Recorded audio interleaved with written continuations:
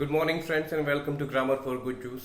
મિત્રો, આજે આપણે વાત કરવાના હતા પાર્ટ્સ ઓફ સ્પીચના 5 અંગ એડવર્બ્સ એટલે કે ક્રિયા વિશેષણો વિશે.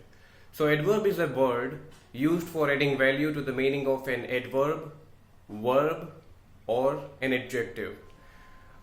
ગુજરાતીમાં આનો અર્થ કંઈક આવો થાય કે ક્રિયા વિશેષણો એવા શબ્દો છે કે જે ક્રિયાપદો, અન્ય ક્રિયા વિશેષણો અથવા તો વિશેષણોના અર્થમાં વિશેષતા સૂચવે છે.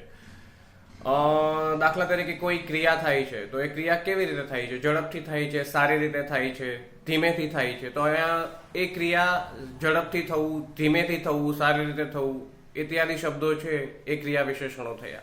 આપણે ઉદાહરણ જોઈએ એક. An almost black snake crept through the grass. An almost black snake crept through the grass. એટલે કે લગભગ કાળો સાપ ઘાસમાંથી સરક્યો.